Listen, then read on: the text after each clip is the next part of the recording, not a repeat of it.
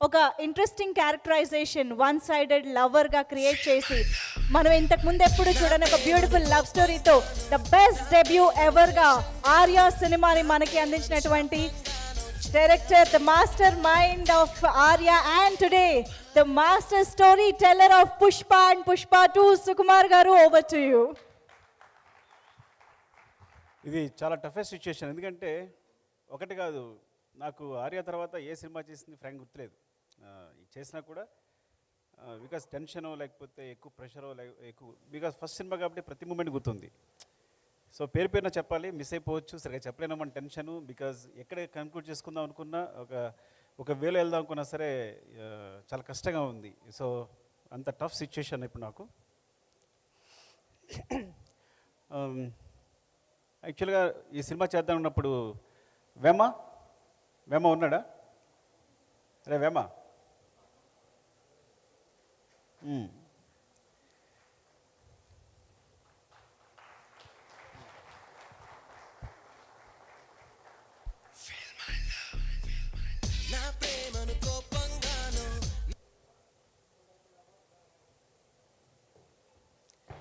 యాక్చువల్గా ఇద్దరు స్టార్ట్ చేసాం రాయడం వేమ, ఇది ఆర్య అనే స్క్రిప్ట్.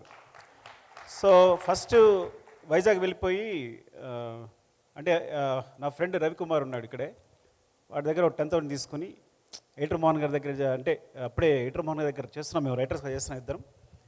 చేస్తున్నప్పుడు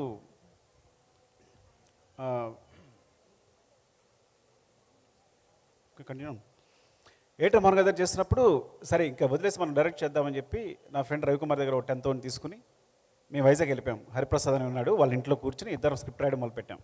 అలా స్టార్ట్ అయింది దీనికి నాంది స్క్రిప్ట్. తర్వాత మళ్ళీ వచ్చిన ప్రకాష్ అని ఇంకో ఫ్రెండ్ ఉన్నాడు నాకు, తనతో డిస్కస్ చేసి we start the journey like that. And thank యూరా, ఇప్పటివరకు అసలు ఈడు దొంగ ఎదవా చేత కష్టపడి రాయించాడు ఈడి చేత. అంటే నిజంగా ఈడు కనుక పెన్ను పెట్టి రాస్తే ఇప్పుడు ఇండస్ట్రీలో ఎవ్వరు సరిపోరు. అంటే లేజీ బద్దకిస్ట్ ఇంటెలిజెంట్ అనమాట వీడు. సరే ఇటు సందర్భం వచ్చినప్పుడు చెప్తాం కదా ఎప్పుడైనా వీడి సినిమా అయినప్పుడు. అండ్ అలా స్టార్ట్ అయింది. తర్వాత నేను రాజుగారికి మాంటేజ్ చెప్పడం, సినిమా చేయాలనుకోవడం. రాజుగారి నిజాయితీ ఏంటంటే సినిమా చేద్దాం, దిల్ హిట్ అయితే కేవలం నా సిన్సియారిటీ, ఒక్క మాంటేజ్ అంతే. ఆయన కూడా ఒక మాంటేజ్తో అద్దరిపోయిందని చెప్పి ఆ మాంటేజ్ కోసం కూర్చుని సినిమా చేద్దామని. దిల్ సినిమా హిట్ అయిన తర్వాత నాకు ఫోన్ చేసి రా సినిమా చేద్దామని. అక్కడ కూడా విచిత్రం జరిగింది. సినిమా చేద్దాం వెంటనే ఒక స్క్రిప్ట్ ఇచ్చారు నాకు, అదొక రీమేక్ మూవీ. అంటే అప్పుడే అసినేటర్ కదా, కొంచెం పొగరగా ఉంటాం మనం, ఇప్పుడే వచ్చామని చెప్పి ఆ స్క్రిప్ట్ వెనక్కి చూశాను, నేను చేయను రీమేక్ అని. మరి అయితే కథ చెప్పు అన్నారు. మీకు మాంటేజ్ చెప్పాను కదా, ఆ మాంటేజ్ నా కథ చెప్తాను మీకు అని. సరే చెప్పు అన్నారు. చెప్పాను. అదొక విచిత్రమైన కథ, ఇట్స్ అ లాంగ్ స్టోరీ, చాలా అందరు ఇన్వాల్వ్ అయి ఉంటారు అందులో. సో అట్లా సరే మనం వెళ్ళిపోదాం సినిమాకని. అదే ఆ ధైర్యం, ఫస్ట్ ఆఫ్ ఆల్ అంత ధైర్యంతో ముందుకు వచ్చి కొత్త సినిమాని, ఇప్పుడంటే కొత్త డైరెక్టర్స్ అందరికి కూడా చాలా అవకాశాలు వస్తున్నాయి. అప్పుడు కొత్త డైరెక్టర్ని ఎవరిని ప్రోత్సహించేవాళ్ళు లేరు, సినిమా ఇచ్చేవాళ్ళు లేరు. అలాంటి సందర్భంలో అయినా ఒక కొత్త డైరెక్టర్తో అంత గట్స్తో సినిమా చేయాలనుకోవడం చాలా గొప్ప విషయం. చాలా తక్కువ మంది డైరెక్టర్స్, చాలా తక్కువ మంది, ఎక్కడో కానీ ఛాన్స్ వచ్చేది కాదు.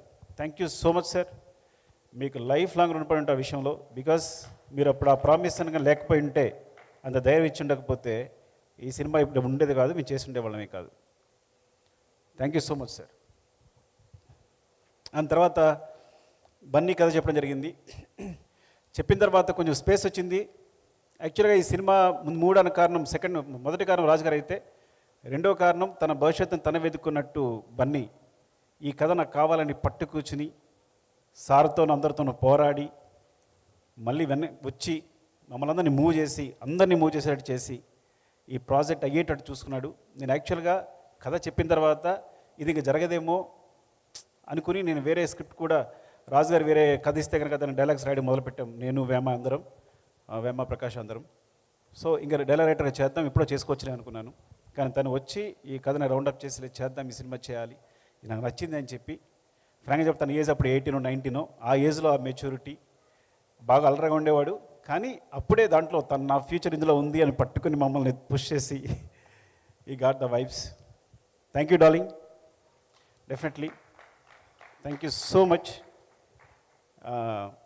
రెండు విధాలుగా కూడా, అటు real life and real life both are నీ వల్లే బేస్ అయి ఉన్నాను ఎప్పటికీ కూడా. నీ ఇట్లా నిలబడి ఉన్నాను కాళ్ళ మీద అంటే definitely you are the base, ఎప్పటికీ మర్చిపోలేను.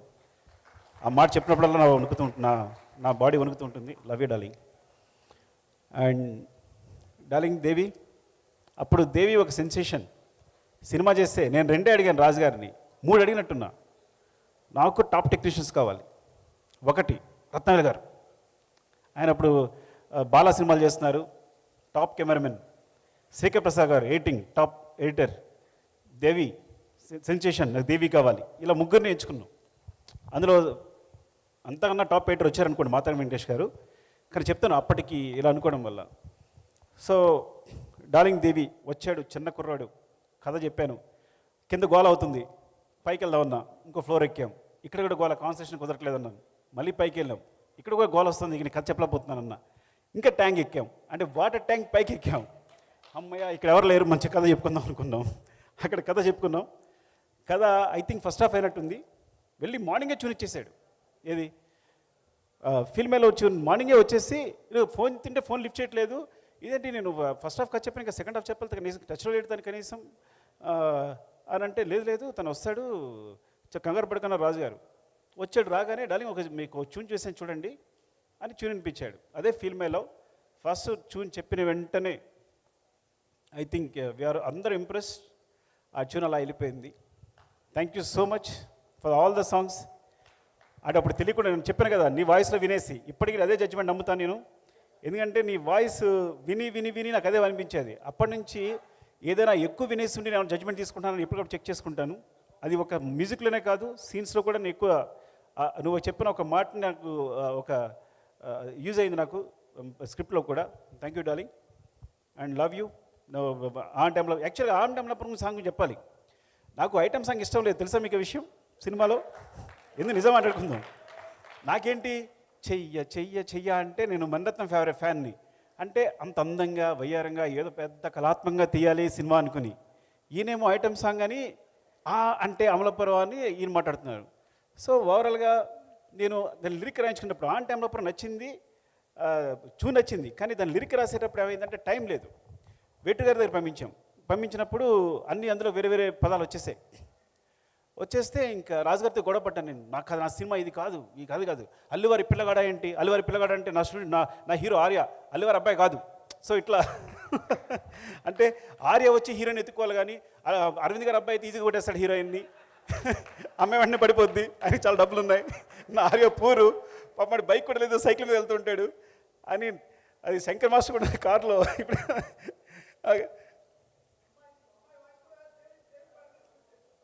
అవును, అమ్మాయి వాయిస్ కూడా లేదు అప్పుడు అని అట్లా. సో ఆ సాంగ్ గురించి. సో నాకు ఐటమ్ సాంగ్ అంటే ఐటమ్ సాంగ్ అనుకోవాలి, చేయాలని క్లాస్ సాంగ్ అనుకున్నాను. అప్పటి నుంచి విచిత్రం తెలుసా నీకు, ఐటమ్ సాంగ్ మొదలుపెట్టిన ఆయన సినిమాలో ఒక ఐటమ్ సాంగ్ ఉండదు. నేను చేసే ప్రతి సినిమాలోనూ ఐటమ్ సాంగ్ వచ్చేసింది. నేను పెట్టాల్సి వచ్చింది. No I believe it that. పెట్టడమే కాదు, నేను ఐటమ్ సాంగ్ని నమ్మాను. అమ్మో ఇంత పెద్ద హిట్ అవుతుందా సాంగ్ అంటే, ఇంత వైపు వస్తుందా, సినిమా ఇంత దూరం తీసుకెళ్తుందా అని నేను ఇటు వచ్చేసాను. రాజు గారు అటు కళాత్మకంగా వెళ్ళారు. ఆయన ఐటమ్ సాంగ్ టచ్ చేయలేదు ఆయన అట్లా. సో చాలా విచిత్రంగా ఉంటుంది అన్నీ ఇలాంటివన్నీ చెప్తుంటే. ఇట్స్ అవునవును. And thank you darling. And I think ఆ జర్నీ అప్పటి నుంచి మన జర్నీ ఇట్లా సాగుతూనే ఉంది. ఎప్పటికప్పుడు సపోర్ట్ చేస్తూనే ఉన్నావు నాకు. అండ్ చెప్తాను కదా, నా మ్యూజిక్కే నువ్వు, నా సంగీతమే నువ్వు. నాకు సంబంధించి మ్యూజిక్ అనేది నాకు ఎంత కూడా తెలియదు, వర్ణమాలు కూడా తెలియదు. ఎప్పుడు ప్రతిరేషన్ నీదే, ప్రతిదీ నీదే ఇంతవరకు తీసుకొచ్చావు. సినిమాలు కూడా చాలా సపోర్ట్ చేసావు నీ మ్యూజిక్తో. Thank you so much darling. And చాలామంది ఉన్నారు ఇక్కడ. శివాని మోసం చేశాను మా బిగినింగ్లో నేను. Thank you Shiva, accepting the role. చాలా ఫన్. కొంచెం శివ నేను సెకండ్ లీడ్ అని కొంచెం కోపంగా ఉండేవాడు అప్పుడు. తనుకున్నప్పుడల్లా కోపం వస్తుండే శివకి. అంటే నాట్ లైక్ దట్ యాక్చువల్లీ. సరదాగా మాట్లాడదాం అనుకున్నాను ఇన్నాళ్ళు నిజంగా అది. And I was so impressed అప్పుడు నువ్వు చేసే పర్ఫార్మెన్స్ కానీ, నీ ఐస్ చూసే విధానం కానీ, అండ్ మీ కాంబినేషన్ కూడా కరెక్ట్గా కుదిరేది. And thank you Shiva, love you. ఒక్కొక్కరు మాడుతుంటే సుబ్బు ఐ థింక్ ఆ సుబ్రాజన్ చూసారా ఒకసారి నిలబడడం చెప్పండి, ఎలా ఉన్నాడు ఆయన? సుబ్బు అలాగే ఉన్నాను, నువ్వు అసలు ఏం మారలా. మరి ఏం మేనేజ్ చేస్తే అర్థం కావట్లా. తెగ కొట్టుకునే వాళ్ళం కదా మనం. నువ్వు కొట్టుకుంటే సరిపోయేది కాదు నాకు, నేను గట్టిగా పట్టి స్పృహ పడిపోయాను కూడా. ఒకసారి రామలక్ష్మి గారి కథ చెప్తూ గట్టి కొట్టుకోవాలి అంటే విలన్ ఇలా కొట్టుకుంటే అమ్మాయి అంటే కొట్టుకుంటాడని కొట్టుకుంటూ పడిపోయాను నేను. ఆ కొడుకు అంత గట్టి కొట్టుకున్నా. సుబ్బుకి కొట్టించాం కదా అట్లా. Thank you. అండ్ రత్నవేల్ గారు చెప్పాను కదా నేను టాప్ కెమెరామెన్ కావాలి సూపర్ అని. So actually I learned a lot brother. First because as assistant director గారిని స్టార్ట్ చేసి యాక్చువల్లీ అసిస్టెంట్ డైరెక్టర్ ఇక్కడ చేయలేదు నేను, కానీ రైటర్గానే చేశాను. అంటే వినయ్ గారు చేసినా కూడా రైటర్గా ఉండేవాడు కానీ చూసేవాడు కానీ వినయ్ గారు నాకు ఏ పని చెప్పేవారు కాదు. So whatever I learn from Vinay garu only. So thanks to I always నా సినిమా గురు వినయ్ అనే చెప్తాను. బికాస్ ఏదైతే నేర్చుకున్నానో తన నుంచి నేర్చుకున్నాను. ఏమన్నా నాకు నేర్పినా తనే నేర్పారు, తనే సపోర్ట్ చేశారు. Thank you sir, thank you so much for your love Vinay గారు. అండ్ తర్వాత ఫ్రాంక్గా చెప్పాలంటే సినిమాకి సంబంధించి నా గురువు రత్నవేల్ గారే. అండ్ బిగినింగ్ ఐ రోట్ నేను కూర్చుని మా శివగాడు ఉన్నాడు కెమెరామెన్ శివ, మన శివ ఉన్నాడా వచ్చాడా? శివ అసిస్టెంట్గా చేశాడు కదా, శివను పట్టుకుని షార్ట్ డివిజన్ రాసేసుకున్నా. ప్రతి సీన్కి ఇంత బుక్ ఉంటుంది, ఇంకా ఉంటుంది అది షార్ట్ డివిజన్. సో అవి కొన్ని సాధ్యమయ్యి కొన్ని సాధ్యం కానీ ఉండేవి. సో సెట్లోకి వెళ్ళినప్పుడు ఆ ప్రాబ్లం ఎదురయ్యేది తనతో. సో ఆ విషయంలో తను సపోర్ట్ చేసేవాడు. నో సుకు ఇది కాదు, ఇది రాదు డెఫినెట్గా ఈ కాంబినేషన్ ఇట్లా రాదు, ఇలా చేయొచ్చు అని. సడన్గా 1 వీక్ తర్వాత ఆయన వదిలేసి వెళ్ళిపోయారు వేరే సినిమాకి. నేను దేవా ఓ 2 రోజులు షూట్ చేయాల్సి వచ్చింది. ఎంత టెన్షన్ పడ్డామంటే గుర్తుందా, ఫ్రూట్స్ ఇచ్చే సీన్.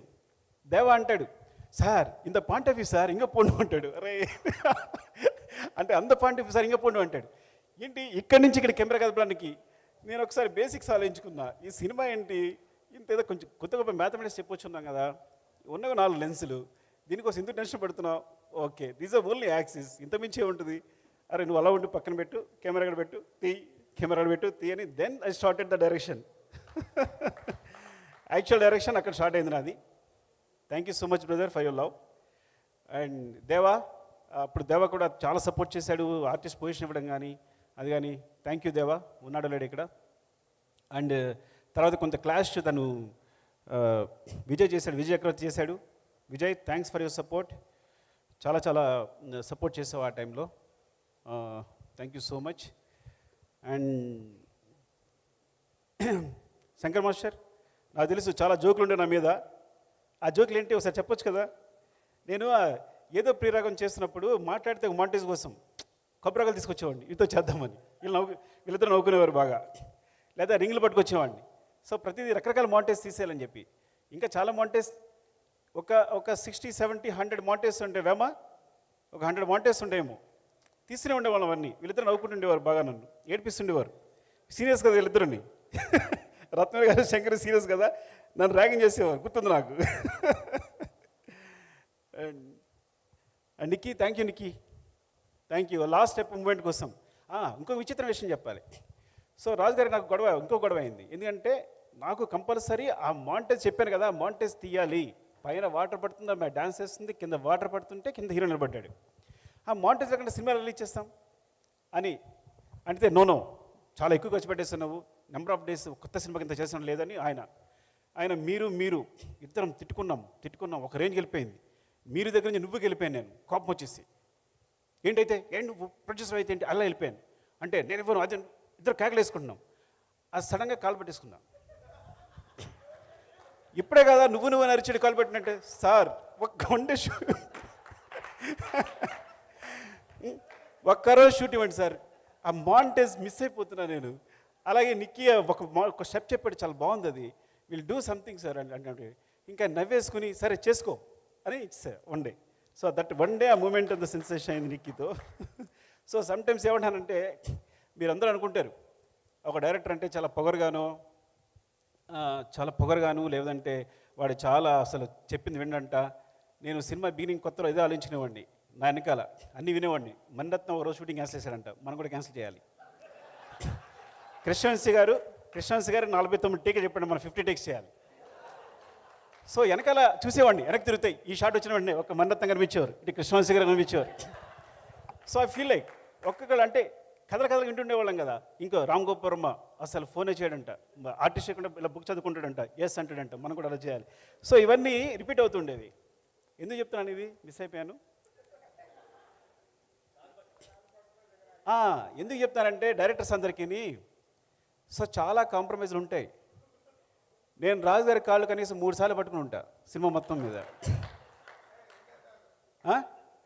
అంటే అంత జాగ్రత్త కూర్చున్నారా మీరు అంటే అంతే. సో మీరు అందరూ ఏమనుకుంటారంటే చాలా పొగరుగా సుకుమార్ అంటే ఏం అవడం మాట లేదు. నేను చాలా కాంప్రమైజ్ అవుతాను. కేవలం ప్రోట్ కోసం, ప్రోట్ నాకు రావడం కోసం కాంప్రమైజ్ అవుతాను. నా ప్రోట్ రావడం కోసం కొంచెం కోపంగా బిహేవ్ చేస్తాను. ఇది కేవలం సినిమా కోసం మాత్రమే. ఒకసారి నిజంగా కూడా కోపం రావచ్చు, దాన్ని సర్దుకుంటాను. సో అంటే డైరెక్టర్స్ అందరూ వచ్చే అసిస్టెంట్ డైరెక్టర్లు అందరికీ ఒక సందేశం ఏంటంటే, పైకి మేము అందరూ ఇలా కనిపించవచ్చు కానీ చాలా కాంప్రమైజ్లు ఉంటాయి, చాలా కష్టపడి ఉంటాం, చాలా బాధపడి ఉంటాం, చాలా తిట్లు తిని ఉంటాం, చాలా ఇన్ఫీరియర్గా బతుకుంటాం. సామాన్య మానవుడిలాగా మీరు చూడరు. ఒక అంటే అఫ్కోర్స్ అలా మాట్లాడకూడదు, అట్లా అందరిలా బిహేవ్ చేస్తుంటాం. సో అది బట్టి గుర్తుంచుకోండి. మీరు పైకి చూసి మీరు మనం మోసపోకండి అని చెప్తున్నాను ఇంకా చెప్పడం కోసం. అరే వేణు, థ్యాంక్ యూరా, థ్యాంక్ యూ సో మచ్. ఈ డైరెక్ట్గా వచ్చిన ఎస్టిమేట్ని వస్తాను, నేను లేకపోతే నువ్వు చేయలేమన్నాడు. వీడంతే వీడు వచ్చేసి వేణుగాడు. అలాగే భాస్కర్ కూడా అక్కడ ఉంటే నువ్వు వచ్చేసారా అని భాస్కర్ అని రమ్మని.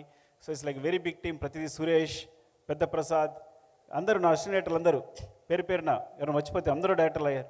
వాసు, అరే వాసుగాడేడి, జోష్ వాసుగాడు, అప్పుడప్పుడు హాయ్ చెప్పరా, వస్తావా పైకి? రావు కదా, రా, పర్లేదు రా.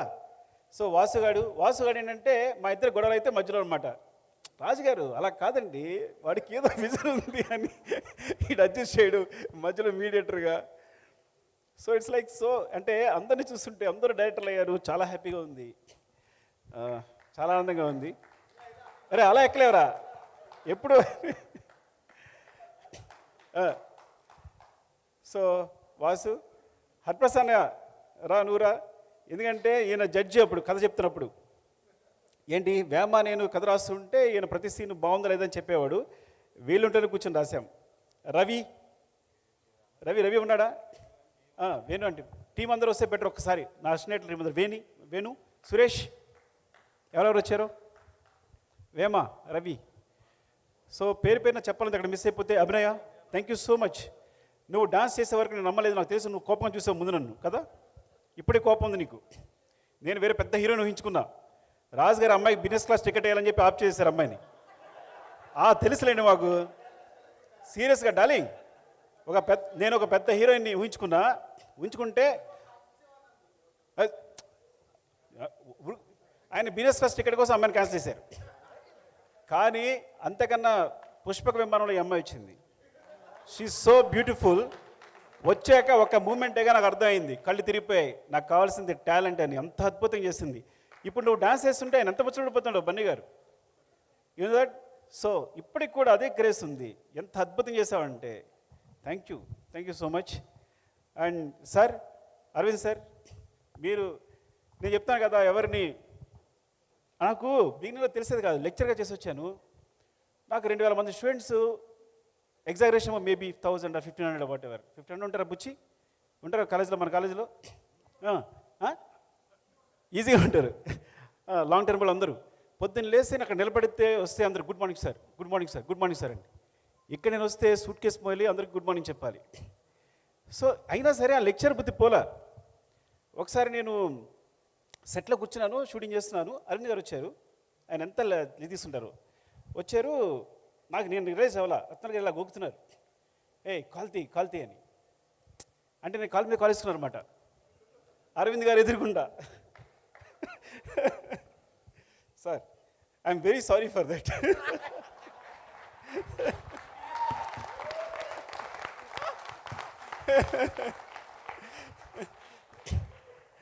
అంటే ఆ తర్వాత బన్నీ మాట్లాడుతూ ఉంటాడు, అప్పుడు గ్రావిటీ అని పదవి ఉపయోగిస్తుంటాడు. మీ గ్రావిటీ అంటే తర్వాత తెలిసింది. అవును సార్, అవును.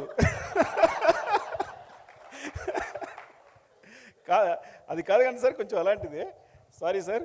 రత్న గారు ఇలా అనేవారు నన్ను, కొంచెం ఆ విషయంలో కూడా బ్రదర్ హెల్ప్ చేశాడు. అంటే చాలా విషయాలు ఇలా ఉండాలి, ఇలా ఉండకూడదు, వాళ్ళతో ఇలా బిహేవ్ చేయాలనేది. Thank you so much, love you brother. And ఇంకెవరైనా అరే హన్షిత బాగా ఆడుకున్నాడు కదా మన ఇద్దరం, ఎక్కడికి వెళ్ళాం మీ ఇద్దరం కలిసి వెళ్ళేవాళ్ళం, నా పక్కనే ఉండేది. ఎక్కడ మనం తిరుపతి వెళ్ళాం మనతో కలిసి వెళ్ళేవాళ్ళం, నడిపించేదా నిన్ను? నేను కూడా ఆశీష్ ఖండ్ అయితే నేను మోసాను కూడా, ఎత్తుకుని మోసా వాడి బండగా వెళ్ళిపోతుంటే. So and Bablu, thank you Bablu. చిత్రం సీను లాస్ట్ మినిట్లో వచ్చేసావు. అండ్ ఎవరైనా మిస్ అయిపోయినా పేరు పేరున చెప్పాలి, ఇప్పుడు ఏదో మాట్లాడుకుని కూడా చాలా మిస్ అయిపోయాను నేను. And thank you so much. And అందరూ కూడా మా టీం అందరూ, వేమ లవ్యరా, రవిబాబు థ్యాంక్స్. వీడి 10,000తో నేను స్టార్ట్ చేస్తా కథ స్టార్ట్ చేయడం. వీడికున్న 10,000 ఉంది బ్యాంకులో, నీకేం కావాలని చెప్పి ఆ 10,000 క్యాష్ తీసుకొచ్చి ఇలా ఇచ్చేసాడు మాకు అంతే. ఆడు సంపాదించుకుంటే 10,000. ఆ టైంలో 10,000 is a very big matter.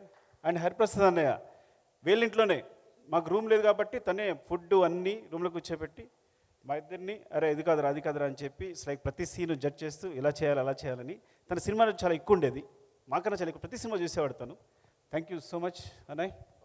And వాసుగా ఈడికే చెప్పే ఫస్ట్, తర్వాత కథ చెప్తే రాజుగారు నీకు సురేందర్కి చెప్పినట్టుగా సూర్యుడు అందరికీ నేను ఒక్క నిమిషం చెప్పేస్తాను, మీకు బోర్ కొడితేమో.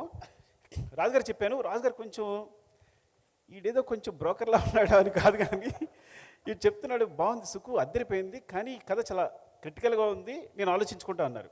నేను ఒకసారి ఆలోచించుకున్నాను. సో మార్నింగ్ వీళ్ళిద్దరికి చెప్పా, వీళ్ళకి సూరికి మన మీరేమో చెప్పాను అప్పుడు. సో వీళ్ళు సపోర్ట్ చేశారు ఆ విధంగా.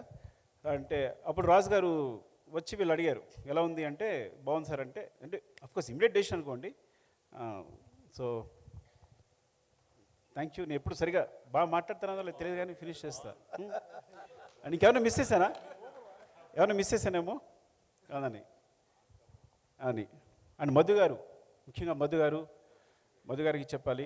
అలాగే మాతాడి వెంకటేష్ గారు రాలేదు. మాతాడి వెంకటేష్ గారు అన్నారు ఒక మాట, అరే నువ్వు కొత్త డైరెక్టర్ కొన్ని అనిపించట్లా, పాత డైరెక్టర్లాగా ఏ క్లోజప్ వాళ్ళతో అదే క్లోజప్ తీస్తున్నావు అన్నారు.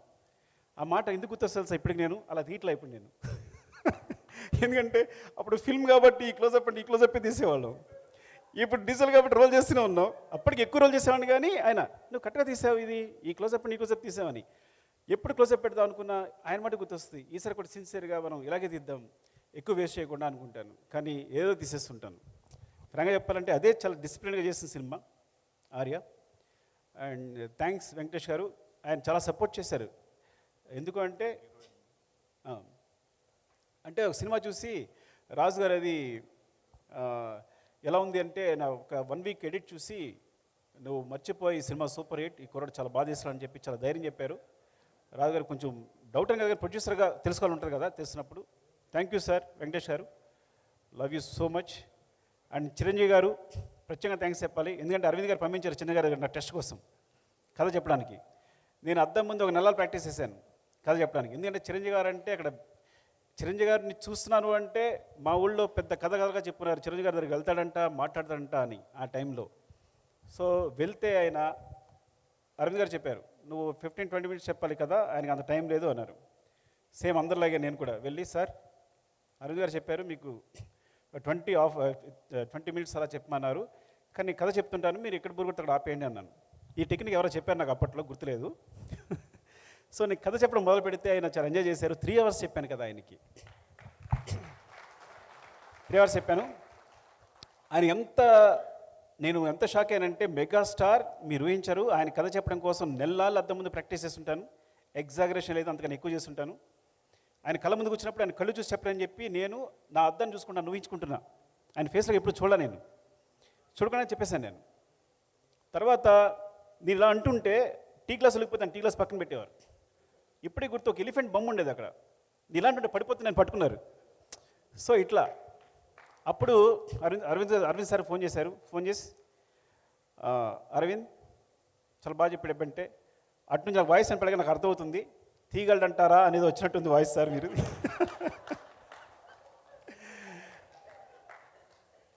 బికాజ్ నాకు ఎక్స్పీరియన్స్ లేదు, ఏ సినిమాకి అసినేటర్గా చేయలేదు పెద్దగా. సో డెఫినెట్గా డౌట్ ఉంటుంది. ఇక్కడ నుంచి ఆ మాట అన్నారు, ఈ సినిమా కెమెరా పాతి తీసిన హిట్టే తీ అన్నారు. థ్యాంక్ యూ సార్ చిరంజీవి గారికి. అండ్ పేరు పేరున ఏమైనా మర్చిపోయినా అనుకోవద్దు, ఇంకో సందర్భం ఎప్పుడైనా వస్తే కనుక డెఫినెట్గా మాట్లాడతాను. Love you so much. Anu Mehta, yeah, అసలు శిరీష్ గారు, లక్ష్మి గారు. సో ఫస్ట్ డార్లింగ్ సపోర్ట్ చేసిన శిరీష్ గారు, ఈ విషయం మర్చిపోకూడదు. అది తర్వాత లక్ష్మణ్ గారు, ఇద్దరు. సో ఎప్పుడు ఇద్దరు కనిపిస్తుంటారు మమ్మల్ని, ఎప్పుడు రాజు గారు, బికాజ్ రాజు గారు స్క్రిప్ట్ సైడు, అడ్మినిస్ట్రేషను, ప్రొడక్షన్ అని చూసుకుని ఉంటే మమ్మల్ని అందరినీ ప్యాంపర్ చేసేవారు. శిరీష్ గారు, లక్ష్మణ్ గారు మా ఇద్దరిని ప్యాంపర్ చేసేవారు. మాకు కావాల్సిన అది తింటావా, ఇది తింటావా, ఇది చేసుకుంటావా, ఇది తాగుతావా అని. Thank you so much Shirish గారు అండ్ లక్ష్మణ్ గారు, అండ్ లవ్ యూ ఆల్. అంటే ఇంకా నిన్నే మొన్న జరిగినట్టుంది ఇదంతా. ఇంకా నేను అసలు మీరు నమ్మరు, అందరికీ ఎలా ఉంటుందేమో, నోస్టాలజీ కూడా లేదు, నిన్న జరిగినట్టే ఉంది. ప్రతి విషయం నాకు గుర్తుంది ఈ సినిమా సంబంధించి అన్నీ. Thank you so much. ఎందుకంటే ఈ సినిమా గురించి మాట్లాడడం మొదలు పెడితే అలా వెళ్తూనే ఉంటుంది. అందరికీ పేరు పేరున థ్యాంక్స్. ఇక్కడ ఈ రోజున ఇలా నిలబడ్డానంటే డెఫినెట్గా మీ అందరి సపోర్ట్ అండ్ మీ ఆశీస్సులు అనే మాట ఇప్పుడు వాళ్లే కానీ మొట్టమొదటిసారి వాడుతున్నా. డెఫినెట్గా మీ ఆశీస్సులు, మీ బ్లెస్సింగ్స్, మీ wishes. Thank you so much. Love you. Thank you so much Sukumar sir. Arya సినిమాతో మొదలైన మీ ఇద్దరి కాంబినేషన్ ఈరోజు పుష్ప 2 మూవీ